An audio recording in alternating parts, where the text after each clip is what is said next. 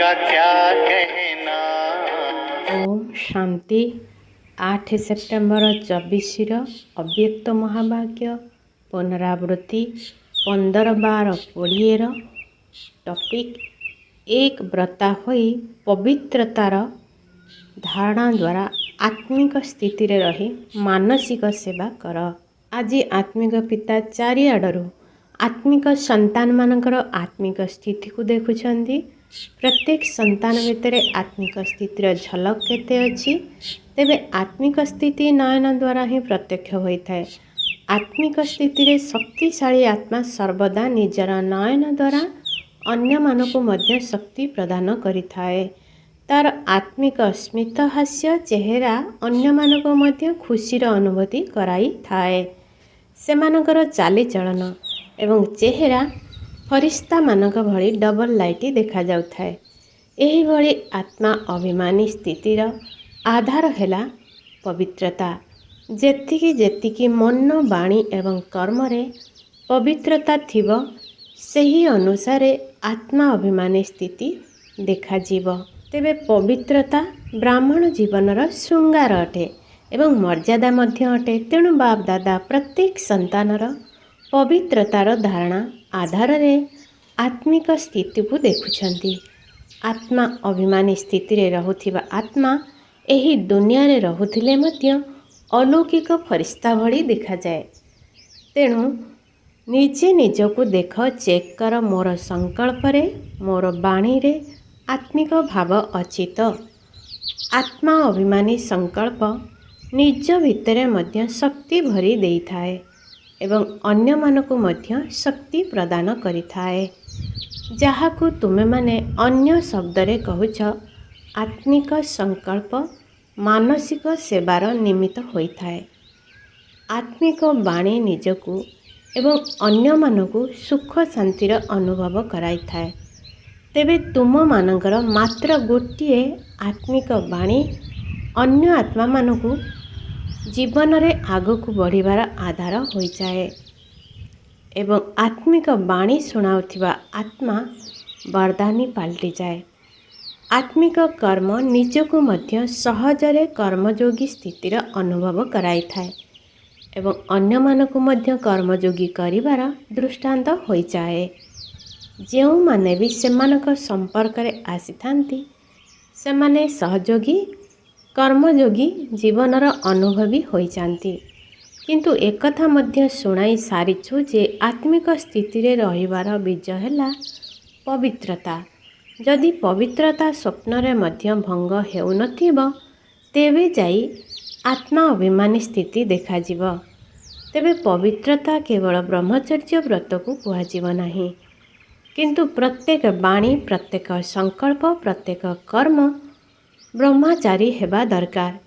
जेपरी लौकिक रे केही केही पिलांकर चेहरा तार पिला भली होइथाए, तेणु कुआ जाए यहाँ भितर तो तार पिता देखा जाउछि। सेही भली ब्रह्मचारी ब्राह्मण आत्मार चेहरा रे आत्मिक स्थिति आधार रे ब्रह्मा बाबांक समान स्थितिर अनुभव हेबा दरकार। जहा द्वारा संपर्क रे आसुथिबा आत्मा माने अनुभव करिवे जे ये तो ब्रह्मा बाबांक भली अटंती। हुए तो 100% होई न पारे, किंतु समय अनुसार केते प्रतिशत देखा जीवा दरकार। एबे तुमे माने केते पर्यंत पहुँचलणी? 75%, 80%, 90%? क्यों पर्यंत पहुँचलणी? आग धाड़ी वाला कुह। देख बसिबा पाई तो तुम मानकु आग नंबर मिल जाइछि। तेणु ब्रह्मचारी हेबार तो आग नंबर रे थिबो ना। कौन आगरे अछ ना नाही? बाप दादा प्रत्येक संतानर पवित्रतार धारणा आधार रे आत्मिक स्थिति को देखिबा को चाहुचंती। बाप दादांक पाखरे समस्तंकर चार्ट रहिछि। बाप दादा कहु नाहंती, किंतु चार्ट निश्चिंत अछि। पिला माने किपरि करूछंती सबु चार्ट बाबा दादांक पाखरे अछि। पवित्रता रे मध्य एबे केही केही पिलांक नंबर बहुत कम अछि। समय अनुसार विश्वर आत्मा माने ତୁମମାନଙ୍କୁ ଆତ୍ମ ଅଭିମାନୀ ସ୍ଥିତିର ନମୁନା ରୂପରେ ଦେଖିବାକୁ ଚାହୁଁଛନ୍ତି। ତେଣୁ ଏହାର ସହଜ ବିଧି ହେଲା କେବଳ ଗୋଟିଏ ଶବ୍ଦ ଉପରେ ଧ୍ୟାନ ଦିଅ। ବାରମ୍ବାର ସେହି ଗୋଟିଏ ଶବ୍ଦକୁ ନିଜେ ନିଜେ ସ୍ମରଣ କରୁଥାଅ। ସେହି ଶବ୍ଦଟି ହେଲା ଏକବ୍ରତା ଭବ। ଯେଉଁଠାରେ କେବଳ ଜଣେ ହିଁ ବୁଦ୍ଧିରେ ରହିବେ ସେଠାରେ ଏକାଗ୍ରତା ସ୍ୱତଃ ହିଁ ଆସିଯିବ। ଅଚଳ ଅଟଳ ସ୍ଥିତି ସ୍ୱତଃ ହିଁ ହୋଇଯିବ। ଏକବ୍ରତା ହେବା ଦ୍ୱାରା ଏକମତରେ ଚାଲିବା ମଧ୍ୟ ବହୁତ ସହଜ ହୋଇଯିବ। ଯେବେକି ଏକବ୍ରତା ହିଁ ଅଟ, ତେଣୁ ଜଣଙ୍କର ମତ ଅନୁସାରେ ଚାଲିବା ଦ୍ୱାରା ଏକମତି ସଦ୍ଗତି ସହଜରେ ହୋଇଯିବ ଏବଂ ଏକରସ ସ୍ଥିତି ସ୍ୱତଃ ହିଁ ହୋଇଯିବ। ତେଣୁ ଚେକ୍ କର, ମୁଁ ଏକବ୍ରତା ଅଟେ ତ? ସାରା ଦିନ ଭିତରେ ମନ ବୁଦ୍ଧି ଏକବ୍ରତା ସ୍ଥିତିରେ ରହୁଛି ତ? ହିସାବ କରିବାରେ ମଧ୍ୟ ପ୍ରଥମ ହିସାବ 1ରୁ ହିଁ ଆରମ୍ଭ ହୋଇଥାଏ। ଗୋଟିଏ ବିନ୍ଦୁ ଏବଂ ଗୋଟିଏ ଶବ୍ଦକୁ ମନେ ରଖ। 1 ସହିତ ଆଉ 1 ଅଙ୍କ ଲଗାଇ ଚାଲ। ଯଦି ଗୋଟିଏ ବିନ୍ଦୁ ପରେ ଆଉ ଗୋଟିଏ ବିନ୍ଦୁ ଲଗାଇ ଚାଲିବ ତେବେ ସଂଖ୍ୟା କେତେ ବଢ଼ିଯିବ। ଯଦି ଅନ୍ୟ କିଛି ବି ମନେ ନ ରହୁଛି ତେବେ ଏହି 1 ଶବ୍ଦ ତ ମନେ ରଖିବ ନା। ସମୟ ଏବଂ ଆତ୍ମାମାନେ ତୁମ ଭଳି ଏକବ୍ରତା ଆତ୍ମାମାନଙ୍କୁ ଡାକିବାରେ ଲାଗିଛନ୍ତି। ତେଣୁ ହେ ଦେବାତ୍ମାମାନେ, ତୁମକୁ କ'ଣ ସମୟର ଡାକରା ଏବଂ ଆତ୍ମାମାନଙ୍କର ଡାକରା ଶୁଭୁନାହିଁ? ପ୍ରକୃତି ମଧ୍ୟ ତୁମ ଭଳି ପ୍ରକୃତିପତି ଆତ୍ମାମାନଙ୍କୁ ଦେଖି ଡାକିବାରେ ଲାଗିଛି। ହେ ପ୍ରକୃତିପତି ଆତ୍ମାମାନେ, ଏବେ ପରିବର୍ତ୍ତନ କର। ଏବେ ତ ମଝିରେ ମଝିରେ ଛୋଟ ଛୋଟ ଝଟକା ଲାଗୁଛି। ବିଚରା ଆତ୍ମାମାନଙ୍କୁ ବାରମ୍ବାର ଦୁଃଖର ଏବଂ ଭୟର ଝଟକା ଅର୍ଥାତ୍ ଧକ୍କା ଖୁଆଅ ନାହିଁ। ତୁମେମାନେ ବାବାଙ୍କ ଠାରୁ ମୁକ୍ତି ପ୍ରାପ୍ତ କରାଇଲା ବାଲା ମାଷ୍ଟର ମୁକ୍ତିଦାତା ଅଟ। ତେବେ ଏହି ଆତ୍ମାମାନଙ୍କୁ କେବେ ଆଉ ମୁକ୍ତି ପ୍ରାପ୍ତ କରାଇବ? କ'ଣ ତୁମ ମନ ଭିତରେ ଦୟା ଆସୁନାହିଁ? କ'ଣ ସମାଚାର ଶୁଣି ଚୁପ୍ ହୋଇ ବସିଯାଉଛ? ଭାବୁଛ ସମାଚାର ତ ଶୁଣିନେଲି, ବାସ୍ କାମ ସରିଗଲା। ସେଇଥିପାଇଁ ବାପ ଦାଦା ପ୍ରତ୍ୟେକ ସନ୍ତାନକୁ କୃପାଳୁ ସ୍ୱରୂପରେ ଦେଖିବାକୁ ଚାହୁଁଛନ୍ତି। ଏବେ ନିଜର ସମସ୍ତ ବିନାଶୀ କଥାଗୁଡ଼ିକୁ ଛାଡ଼, କୃପାଳୁ ହୁଅ। ମାନସିକ ସେବାରେ ଲାଗିପଡ଼। ସକାଶ ଦିଅ, ଶାନ୍ତି ଦିଅ, ସାହାରା ଦିଅ। ଯଦି ଦୟାଳୁ ହୋଇ ଅନ୍ୟମାନଙ୍କୁ ସାହାରା ଦେବାରେ ସର୍ବଦା ବ୍ୟସ୍ତ ରହିବ ତେବେ ବିନାଶୀ ଆକର୍ଷଣ ଗୁଡ଼ିକରୁ, ବିନାଶୀ ସମସ୍ୟା ଗୁଡ଼ିକରୁ ସ୍ୱତଃ ହିଁ ମୁକ୍ତ ହୋଇଯିବ। ମେହନତ କରିବାରୁ ମୁକ୍ତ ହୋଇଯିବ।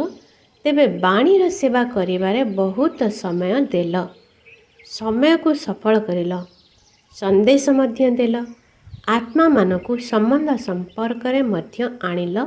ଡ୍ରାମାନୁସାରେ ଏବେ ପର୍ଯ୍ୟନ୍ତ ଯାହା ସବୁ କରିଛ ବହୁତ ଭଲ କରିଛ, କିନ୍ତୁ ଏବେ ବାଣୀ ସହିତ ମାନସିକ ସେବା କରିବାର ବହୁତ ଅଧିକ ଆବଶ୍ୟକତା ରହିଛି ଏବଂ ଏହି ମାନସିକ ସେବା ମଧ୍ୟ ପ୍ରତ୍ୟେକ ନୂଆ ପୁରୁଣା ମହାରଥୀ, ଘୋଡ଼ାସବାର ପଦାତିକ ସମସ୍ତେ କରିପାରିବେ।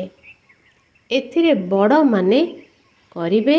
ଆମେ ତ ଛୋଟ, ମୁଁ ତ ବେମାର ଅଟେ, ଆମ ପାଖରେ ତ କୌଣସି ସାଧନ ନାହିଁ। ତେବେ ଏଠାରେ କୌଣସି ବି ଆଧାରର ଆବଶ୍ୟକତା ନାହିଁ। ଏହା ତ ଛୋଟ ଛୋଟ ପିଲାମାନେ ମଧ୍ୟ କରିପାରିବେ। ପିଲାମାନେ ମାନସିକ ସେବା କରିପାରିବେ ନା? ହଁ ଜି, ସେଥିପାଇଁ ଏବେ ବାଣୀର ସେବା ସହିତ ମାନସିକ ସେବାର ମଧ୍ୟ ସନ୍ତୁଳନ ରଖ। ତେବେ ମାନସିକ ସେବା କରିଲା ବାଲା ସେବାଦାରୀଙ୍କୁ ମଧ୍ୟ ବହୁତ ଫାଇଦା ମିଳିଥାଏ। କାହିଁକି ଜାଣିଛ? ଯେଉଁ ଆତ୍ମାର ମାନସିକ ସେବା କରିବ ବା ସଂକଳ୍ପ ଦ୍ୱାରା ତାକୁ ଶକ୍ତି ଦେବ, କିରଣ ଦେବ, ସେହି ଆତ୍ମା ତୁମକୁ ଆଶୀର୍ବାଦ କରିଦେବ। ତୁମ ଖାତାରେ ସ୍ୱପୁରୁଷାର୍ଥର ଜମା ତ ନିଶ୍ଚିନ୍ତ ଅଛି, ପୁଣି ସେଥିରେ ଆଶୀର୍ବାଦର ଖାତା ମଧ୍ୟ ଜମା ହୋଇଯିବ। ତେଣୁ ତୁମର ଜମା ଖାତା ଡବଲ ରୀତିରେ ବଢ଼ି ଚାଲିବ। ସେଥିପାଇଁ ଚାହେ ନୂଆ ହୋଇଥାଅ, ଚାହେ ପୁରୁଣା ହୋଇଥାଅ, କାହିଁକି ନା ଏଥର ନୂଆ ମଧ୍ୟ ବହୁତ ଆସିଛନ୍ତି। ଯେଉଁ ନୂଆ ପିଲାମାନେ ପ୍ରଥମ ନମ୍ବର ପାଇଁ ଆସିଛ ସେମାନେ ହାତ ଉଠାଅ। ତେବେ ପ୍ରଥମ ଥର ପାଇଁ ଆସିଥିବା ପିଲାମାନଙ୍କୁ ମଧ୍ୟ ବାପ ଦାଦା ପଚାରୁଛନ୍ତି ଯେ ତୁମେମାନେ ମାନସିକ ସେବା କରିପାରିବ? ବାପ ଦାଦା ପାଣ୍ଡବମାନଙ୍କୁ ଏବଂ ମାତାମାନଙ୍କୁ ଅଲଗା ଅଲଗା ପଚାରିଲେ। ହାତ ତ ବହୁତ ଭଲ ଉଠାଇଲେ। ଚାହେ କେହି ଟିଭି ଦ୍ୱାରା ମଧ୍ୟ ଦେଖୁଛନ୍ତି ବା ଶୁଣୁଛନ୍ତି, ଚାହେ ସମ୍ମୁଖରେ ବସି ମଧ୍ୟ ଶୁଣୁଛନ୍ତି। ଏବେ ବାପ ଦାଦା ସବୁ ପିଲାଙ୍କୁ ଏହି ଦାୟିତ୍ୱ ଦେଉଛନ୍ତି ଯେ ପ୍ରତିଦିନ ସାରା ଦିନ ଭିତରେ କେତେ ଘଣ୍ଟା ମାନସିକ ସେବା କରିଲ। ପ୍ରତ୍ୟେକ ନିଜ ପାଖରେ ଚାର୍ଟ ରଖିବ। ଏମିତି କହିବ ନାହିଁ ଯେ ମୁଁ ହିଁ କରିଛି। ଯଥାର୍ଥ ରୂପରେ କେତେ ଘଣ୍ଟା ମାନସିକ ସେବା କରିଛ ସମସ୍ତେ ଏହାର ଚାର୍ଟ ରଖ। ପୁଣି ବାପ ଦାଦା କେବେ ବି ଅଚାନକ ଚାର୍ଟ ମଗାଇ ଦେଖିବେ, କିନ୍ତୁ ତାରିଖ ଶୁଣାଇବେ ନାହିଁ। ଅଚାନକ ମଗାଇବେ, ଦେଖିବେ ଯେ ଦାୟିତ୍ୱର ମୁକୁଟ ପିନ୍ଧିଛନ୍ତି ନା ହଲଚଲ ହୋଇଛନ୍ତି। ଦାୟିତ୍ୱର ମୁକୁଟ ତ ପିନ୍ଧିବ ନା। ଟିଚର ମାନେ ଦାୟିତ୍ୱର ମୁକୁଟ ତ ପିନ୍ଧିଛନ୍ତି ନା। ଏବେ ସେଥିରେ ଏହାକୁ ଯୋଡ଼ି ଦିଅ, ଠିକ୍ ଅଛି ନା? ଡବଲ ବିଦେଶୀ ହାତ ଉଠାଅ। ଯଦି ଦାୟିତ୍ୱର ମୁକୁଟ ଭଲ ଲାଗୁଛି ତେବେ ଏହିଭଳି ହାତ ଉଠାଅ। ଟିଚର ମାନେ ତ ମଧ୍ୟ ହାତ ଉଠାଅ। ତୁମମାନଙ୍କୁ ଦେଖି ସମସ୍ତଙ୍କୁ ପ୍ରେରଣା ମିଳିବ। ତେବେ ଚାର୍ଟ ରଖିବ ତ? ଆଚ୍ଛା। ବାପ ଦାଦା ଅଚାନକ କେଉଁ ଦିନ ବି କହିପାରନ୍ତି ସମସ୍ତେ ନିଜ ନିଜର ଚାର୍ଟ ଲେଖି ପଠାଅ। ତାପରେ ଦେଖିବେ, କାହିଁକି ନା ବର୍ତ୍ତମାନ ସମୟରେ ଏହା ବହୁତ ଆବଶ୍ୟକ। ନିଜର ପରିବାରର ଦୁଃଖ କଷ୍ଟ ତୁମେମାନେ ଦେଖିପାରିବ। ଦୁଃଖୀ ଆତ୍ମାମାନଙ୍କୁ ଆଞ୍ଜଳିତ ଦିଅ। ତୁମମାନଙ୍କର ଗୋଟିଏ ଗୀତ ଅଛି ନା? ତୁମର ଯେଉଁ ଗୀତ ରହିଛି ଏକ ବୁନ୍ଦୁ କି ପ୍ୟାସି ହେ ହମ୍। ଆଜିକାଲି ସମୟରେ ଆତ୍ମାମାନେ ଗୋଟିଏ ବୁନ୍ଦା ସୁଖ ଶାନ୍ତିର ତୃଷାର୍ତ୍ତ ଅଛନ୍ତି। ସୁଖ ଶାନ୍ତି ରୂପୀ ଅମୃତର ଗୋଟିଏ ବୁନ୍ଦା ମିଳିଗଲେ ମଧ୍ୟ ଖୁସି ହୋଇଯିବେ। ବାପ ଦାଦା ବାରମ୍ବାର ଶୁଣାଇ ଚାଲିଛନ୍ତି ଯେ ସମୟ ତୁମମାନଙ୍କୁ ଅପେକ୍ଷା କରି ରହିଛି। ବ୍ରହ୍ମା ବାବା ମଧ୍ୟ ନିଜର ଘରର ଗେଟ୍ ଖୋଲିବା ପାଇଁ ଅପେକ୍ଷା କରି ରହିଛନ୍ତି। ପ୍ରକୃତି ମଧ୍ୟ ତୀବ୍ର ଗତିରେ ସଫେଇ କାର୍ଯ୍ୟ କରିବା ପାଇଁ ଅପେକ୍ଷା କରି ରହିଛି। ତେଣୁ ହେ ଫରିସ୍ତାମାନେ ଏବେ ନିଜର ଡବଲ ଲାଇଟ୍ ସ୍ଥିତି ଦ୍ୱାରା ଏମାନଙ୍କର ଅପେକ୍ଷାକୁ ସମାପ୍ତ କର। ଏଭର ରେଡ଼ି ଅର୍ଥାତ୍ ସଦା ପ୍ରସ୍ତୁତ ଶବ୍ଦ ତ ସମସ୍ତେ କହୁଛ, କିନ୍ତୁ ସମ୍ପନ୍ନ ଏବଂ ସମ୍ପୂର୍ଣ୍ଣ ହେବାରେ ଏଭର ରେଡ଼ି ହୋଇଗଲଣି। କେବଳ ଶରୀର ଛାଡ଼ିବା ପାଇଁ ଏଭର ରେଡ଼ି ହେବାର ନାହିଁ, କିନ୍ତୁ ବାବାଙ୍କ ସମାନ ହୋଇ ଘରକୁ ଯିବା ପାଇଁ ମଧ୍ୟ ଏଭର ରେଡ଼ି ହେବାକୁ ପଡ଼ିବ। ମଧୁବନବାଲା ସମସ୍ତେ ଆଗରେ ବସିଛନ୍ତି, ବହୁତ ଭଲ କଥା। ସେବା ମଧ୍ୟ କରୁଛନ୍ତି। କ'ଣ ମଧୁବନବାଲା ଏଭର ରେଡ଼ି ଅଛ ତ? ହସୁଛନ୍ତି। ଆଚ୍ଛା, ପ୍ରଥମ ଧାଡ଼ିବାଲା ମହାରଥୀମାନେ ଏଭର ରେଡ଼ି ଅଛ? ବାବାଙ୍କ ସମାନ ହେବାର ଏଭର ରେଡ଼ି ଅଟ? ଯଦି ଏକା ଯିବାର ଅଛି ତେବେ ଆଡ଼ଭାନ୍ସ ପାର୍ଟିରେ ଯାଅ। ଆଡ଼ଭାନ୍ସ ପାର୍ଟି ତ ନ ଚାହିଁଲେ ମଧ୍ୟ ବଢ଼ି ଚାଲିଛନ୍ତି। ଏବେ ଯଦି ବାଣୀର ସେବାରେ ଏବଂ ମାନସିକ ସେବାରେ ସର୍ବଦା ବ୍ୟସ୍ତ ରହିବ ତେବେ ଆଶୀର୍ବାଦ ବହୁତ ମିଳିବ ଏବଂ ଡବଲ ଖାତା ଜମା ହୋଇଯିବ। ପୁରୁଷାର୍ଥ ମଧ୍ୟ ଜମା ହେବ ଏବଂ ଆଶୀର୍ବାଦର ଖାତା ମଧ୍ୟ ଜମା ହେବ। ତେଣୁ ସଂକଳ୍ପ ଦ୍ୱାରା, ବାଣୀ ଦ୍ୱାରା, କର୍ମ ଦ୍ୱାରା, ସମ୍ବନ୍ଧ ସମ୍ପର୍କ ଦ୍ୱାରା ଆଶୀର୍ବାଦ ଦିଅ ଏବଂ ଆଶୀର୍ବାଦ ନିଅ। କେବଳ ଗୋଟିଏ ହିଁ କାମ କର, ମୋତେ ଆଶୀର୍ବାଦ ଦେବାର ଅଛି। ଚାହେ କେହି ତୁମକୁ ଅଭିଶାପ ମଧ୍ୟ ଦେଉ, କିନ୍ତୁ ତୁମେ ତାକୁ ଆଶୀର୍ବାଦ ଦିଅ, କାହିଁକି ନା ଆଶୀର୍ବାଦର ସାଗରର ସନ୍ତାନ ଅଟ। କେହି ଯଦି ତୁମ ଉପରେ ନାରାଜ ହେଉଛି ତେବେ ହେଉ, କିନ୍ତୁ କେବେ ବି ତୁମେ ନାରାଜ ହୁଅ ନାହିଁ। ସର୍ବଦା ରାଜି ଅର୍ଥାତ୍ ସନ୍ତୁଷ୍ଟ ରୁହ। ଏହିଭଳି ହୋଇପାରିବ? ଯଦି 100 ଜଣ ତୁମକୁ ନାରାଜ କରିବାକୁ ଚେଷ୍ଟା କରିବେ ତୁମେ ରାଜି ରହିବ? ଏହା ହୋଇପାରିବ? ଦ୍ୱିତୀୟ ଲାଇନ୍ ବାଲା କୁହ, ହୋଇପାରିବ? ଦେଖିବ, ଏବେ ଆହୁରି ତୁମକୁ ନାରାଜ କରିବେ। ପରୀକ୍ଷା ତ ଆସିବ ନା। ମାୟା ମଧ୍ୟ ଶୁଣୁଛି ନା। ବାସ୍, କେବଳ ଏହି ଦୃଢ଼ ସଂକଳ୍ପର ବ୍ରତକୁ ଧାରଣ କର। ମୋତେ ଆଶୀର୍ବାଦ ଦେବାର ଅଛି ଏବଂ ନେବାର ଅଛି। ବାସ୍, ହୋଇପାରିବ? ମାୟା ଭଲେ ନାରାଜ କର, ତୁମେ ତ ସମସ୍ତଙ୍କୁ ରାଜି କରିଲା ବାଲା ଅଟ ନା। ତେଣୁ ଏହି ଗୋଟିଏ ହିଁ କାମ କର ବାସ୍। ମୋତେ ନାରାଜ ହେବାର ନାହିଁ କି କାହାକୁ ନାରାଜ କରିବାର ନାହିଁ। ଯଦି କେହି ମୋତେ ନାରାଜ କରୁ କିନ୍ତୁ ମୋତେ ନାରାଜ ହେବାର ନାହିଁ, ନା ମୋତେ କରିବାର ଅଛି ନା ହେବାର ଅଛି। ତେଣୁ ପ୍ରତ୍ୟେକ ଆତ୍ମା ନିଜ ନିଜର ଦାୟିତ୍ୱକୁ ସ୍ୱୀକାର କର। ଅନ୍ୟମାନଙ୍କୁ ଦେଖିବାର ନାହିଁ। ଇଏ କରୁଛି ସିଏ କରୁଛି, ତୁମେ ସାକ୍ଷୀ ହୋଇ ଖେଳ ଦେଖିଲା ବାଲା ଅଟ। କେବଳ ରାଜି କରିବାର ଖେଳ ଦେଖିବ କି? ନାରାଜ ହେବାର ଖେଳ ମଧ୍ୟ ମଝିରେ ମଝିରେ ଦେଖିବା ଦରକାର ନା। ପୁଣି ବି ତ ପ୍ରତ୍ୟେକ ଆତ୍ମା ନିଜେ ନିଜକୁ ସର୍ବଦା ରାଜି ରଖ, ଅର୍ଥାତ୍ ସନ୍ତୁଷ୍ଟ ରଖ। ମାତାମାନେ, ପାଣ୍ଡବମାନେ ହୋଇପାରିବ? ବାପ ଦାଦା ସମସ୍ତଙ୍କ ସ୍ଥିତିର ଚିତ୍ର ଦେଖିନେବେ। ବାପ ଦାଦାଙ୍କ ପାଖରେ ବହୁତ ବଡ଼ ଟିଭି ଅଛି, ବହୁତ ବଡ଼, ଯେଉଁଥିରେ ପ୍ରତ୍ୟେକଙ୍କର ଜଣ ଜଣଙ୍କର କାର୍ଯ୍ୟକଳାପକୁ ଦେଖିପାରିବେ। କେଉଁ ସମୟରେ କିଏ କ'ଣ କରୁଛି ବାପ ଦାଦା ସବୁ ଦେଖୁଛନ୍ତି, କିନ୍ତୁ କିଛି କହୁନାହାନ୍ତି, ତୁମକୁ ଶୁଣାଉନାହାନ୍ତି। ବାକି ବହୁତ ପ୍ରକାରର ରଙ୍ଗ ଦେଖୁଛନ୍ତି।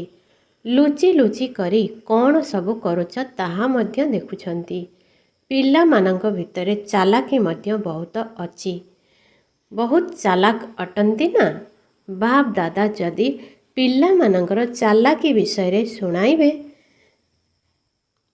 ନା, ତେବେ ଶୁଣିବା ପରେ ତୁମେମାନେ ଭାବିବାକୁ ଲାଗିବ ସେଥିପାଇଁ ଶୁଣାଉନାହିଁ, ତୁମମାନଙ୍କୁ ଚିନ୍ତାରେ କାହିଁକି ପକାଇବୁ। କିନ୍ତୁ ବହୁତ ଚତୁରତା ପୂର୍ବକ କରୁଛନ୍ତି।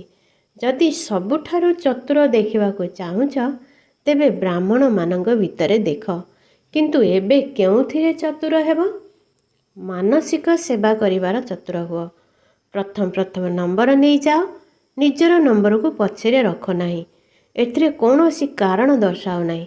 ସମୟ ମିଳୁନାହିଁ, ସୁଯୋଗ ମିଳୁନାହିଁ, ଦେହ ଭଲ ନାହିଁ, ମୋତେ ପଚାରୁନାହାନ୍ତି, ଏଇଭଳି କିଛି କି କାରଣ ଦର୍ଶାଅ ନାହିଁ। ସମସ୍ତେ କରିପାରିବେ। ପିଲାମାନେ ଦୌଡ଼ିବାର ଖେଳ ଖେଳିଥିଲେ ନା, ଏବେ ଏଥିରେ ଦୌଡ଼ କର। ମାନସିକ ସେବାର ରେସ୍ କର। ଆଚ୍ଛା, ସେବାର ପାଳି କର୍ଣ୍ଣାଟକ ଜୋନର କର୍ଣ୍ଣାଟକ ବାଲା ଯେଉଁମାନେ ସେବାରେ ଅଛନ୍ତି ସେମାନେ ଉଠ। ଏତେ ପିଲାମାନେ ସେବା କରିବା ପାଇଁ ଆସିଛନ୍ତି, ଭଲ କଥା। ଏହା ମଧ୍ୟ ତୁମକୁ ସହଜରେ ଶ୍ରେଷ୍ଠ ପୁଣ୍ୟର ଖାତା ଜମା କରିବାର ସୁବର୍ଣ୍ଣ ସୁଯୋଗ ମିଳୁଛି। ଭକ୍ତିରେ ମଧ୍ୟ କହିଥାନ୍ତି, ଯଦି ଗୋଟିଏ ବି ବ୍ରାହ୍ମଣର ସେବା କରିବ ତେବେ ବହୁତ ପୁଣ୍ୟ ହେବ। କିନ୍ତୁ ଏଠାରେ କେତେ ସଚ୍ଚା ବ୍ରାହ୍ମଣଙ୍କର ସେବା କରୁଛ, ତେବେ ଏହା ତ ବହୁତ ଭଲ ସୁଯୋଗ ମିଳୁଛି ନା। କ'ଣ ଭଲ ଲାଗିଲା ନା ଥକି ଯାଇଛ? ଥକି ଯାଇନାହିଁ ତ? ମଜା ଲାଗୁଛି ତ? ଯଦି ସଚ୍ଚା ହୃଦୟରେ ପୁଣ୍ୟକର୍ମ ମନେକରି ସେବା କରିଥିବ ତେବେ ତା'ର ପ୍ରତ୍ୟେକ ଫଳ ହେଲା କ୍ଳାନ୍ତି ଲାଗିବ ନାହିଁ, ବରଂ ଖୁସି ଲାଗିବ। ପୁଣ୍ୟ ଜମା ହେବାର ଏହିଭଳି ପ୍ରତ୍ୟେକ ଫଳ ଅନୁଭବ ହୋଇଥାଏ। ଯଦି ଟିକିଏ ବି କୌଣସି କାରଣରୁ କ୍ଳାନ୍ତ ଅନୁଭବ ହେଉଛି ତେବେ ଜାଣିନିଅ ସଚ୍ଚା ହୃଦୟରେ ସେବା ହୋଇନାହିଁ। ସେବା ଅର୍ଥାତ୍ ପ୍ରତ୍ୟକ୍ଷ ଫଳ ମେୱା। ତେଣୁ ସେବା କରୁନାହଁ ଯେ ମେବା ଖାଉଛ। ତେବେ କର୍ଣ୍ଣାଟକର ସବୁ ସେବାଦାରୀ ପିଲାମାନେ ନିଜର ସେବାର ପାଠ ଭଲ ଭାବରେ କରିଛନ୍ତି ଏବଂ ସେବାର ଫଳ ମଧ୍ୟ ଖାଉଛନ୍ତି। ଆଚ୍ଛା, ସବୁ ଟିଚରମାନେ ଠିକ୍ ଅଛନ୍ତି? ଟିଚରମାନଙ୍କୁ ଗୋଟିଏ ସିଜିନ୍ ଭିତରେ ଅନେକ ଥର ମିଶିବାର ସୁଯୋଗ ମିଳିଯାଉଛି। ଏହିଭଳି ସୁଯୋଗ ମିଳିବା ମଧ୍ୟ ଭାଗ୍ୟର ଲକ୍ଷଣ ଅଟେ। ଏବେ ଟିଚରମାନଙ୍କୁ ମାନସିକ ସେବାରେ ରେସ୍ କରିବାକୁ ହେବ। କିନ୍ତୁ ଏହିଭଳି କରିବ ନାହିଁ ଯେ ସାରା ଦିନ ବସି ରହିବ, କହିବ ମୁଁ ମାନସିକ ସେବା କରୁଛି। ଯଦି କେହି କୋର୍ସ କରିବା ପାଇଁ ଆସିବ କିନ୍ତୁ ତୁମେ କହିବ ନା ନା ମୁଁ ତ ମାନସିକ ସେବା କରୁଛି, ଯଦି କୌଣସି ପ୍ରକାରର କର୍ମଯୋଗ କରିବାର ଆବଶ୍ୟକତା ଥିବ କିନ୍ତୁ ତୁମେ କହୁଥିବ ମୁଁ ତ ମାନସିକ ସେବା କରୁଛି ନା, ସନ୍ତୁଳନ ରଖିବା ଦରକାର। କାହାକୁ କାହାକୁ ଅତ୍ୟଧିକ ନିଶା ଚଢ଼ିଯାଏ ନା, ତେବେ ଏହିଭଳି ନିଶା ଚଢ଼ାଇବାର ନାହିଁ। ବାଲାନ୍ସ ଅର୍ଥାତ୍ ସନ୍ତୁଳନ ରଖିବା ଦ୍ୱାରା ବ୍ଲେସିଂ ଅର୍ଥାତ୍ ଆଶୀର୍ବାଦ ମିଳିଥାଏ। ବାଲାନ୍ସ ନଥିଲେ ବ୍ଲେସିଂ ମଧ୍ୟ ନଥାଏ। ଆଚ୍ଛା, ଏବେ ସମସ୍ତେ ଗୋଟିଏ ସେକେଣ୍ଡ ଭିତରେ ମାନସିକ ସେବା କରିବାର ଅନୁଭବ କର। ଆତ୍ମାମାନଙ୍କୁ ଶାନ୍ତି ଏବଂ ଶକ୍ତିର ଆଞ୍ଜଳି ଦିଅ। ଆଚ୍ଛା, ଚାରିଆଡ଼ର ସର୍ବଶ୍ରେଷ୍ଠ ଆତ୍ମିକ ସ୍ଥିତିର ଅନୁଭବ କରାଉଥିବା ଆତ୍ମା ଅଭିମାନୀ ଶ୍ରେଷ୍ଠ ଆତ୍ମାମାନଙ୍କୁ ପ୍ରତ୍ୟେକ ସଂକଳ୍ପରେ ଏବଂ ସ୍ୱପ୍ନରେ ମଧ୍ୟ ପବିତ୍ରତାର ପାଠ ପଢ଼ାଉଥିବା ବ୍ରହ୍ମଚାରୀ ପିଲାମାନଙ୍କୁ पुण्य आत्मा मानंकु बाप दादांकर दिलाराम पितांकर मन प्राण सहित शुभेच्छा एवं नमस्ते।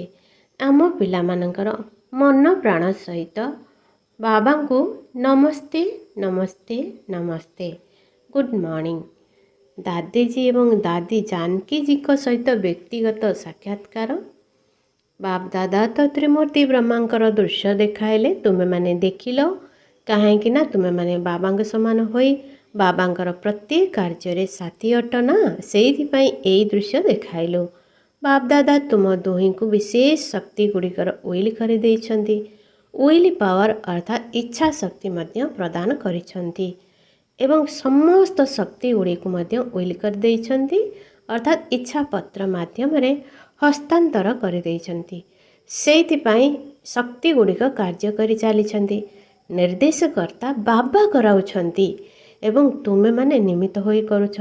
मजा लागुछि ना? करी कराइबा बाला बाबा कराउछंती। सेइथिपाई तुमे माने निश्चिंत होई करि चालिछ। कौनसी चिंता तो नहीं। चिंता मुक्त सम्राट अट। अच्छा, स्वास्थ्य विषय मध्य ज्ञानी अट। स्वास्थ्य केबे केबे टिकिए चंचलता मध्य करि देउछि। एथिरे मध्य ज्ञानी हेबाकु ही पड़िबो काहेकि ना सेवा बहुत करिवार अछि ना। तेणु स्वास्थ्य मध्य सहयोग देउछि। तेणु डबल ज्ञानी अट। अच्छा, ओम शांति। वरदान ईश्वरीय संगरे रही खराब संगर प्रहारରୁ सुरक्षित रहुथिबा सदा कालर सत्संगी भव। किए किपरि भी खराब संग होइथाउ किंतु तुमर सच्चा श्रेष्ठ संग ता तुलना रे अनेक गुणा शक्तिशाली अटे। सबु संग दुर्बल अटंती किंतु जेतेबेले तुमे निजे दुर्बल होई जाउछ सेतेबेले खराब संग तुम उपरे आक्रमण करुछि अर्थात संगर प्रभाव पड़ी जाउछि। जो माने सर्वदा एकमात्र बाबांकर संगरे रहिथांती अर्थात सदा कालर सत्संगी अटंती से माने अन्य कौनसी रंगर संगरे प्रभावित होई परिबे नाही। व्यर्थ कथावार्ता व्यर्थ संग अर्थात कुसंग सेमानकु आकर्षित करि परिबो नाही। स्लोगान खराब को मध्य भलरे परिवर्तन करिला बाला ही प्रसन्नचित्ती रही पारिबे। ओम शांति। है हमने प्यार वो पाया जो दुनिया पा नहीं सकती। आज मोर तीन समान मु लाइट हाउस अटे मो तीव्र पुरुषार्थी आत्मा अटे मो ब्राह्मण आत्मा अटे।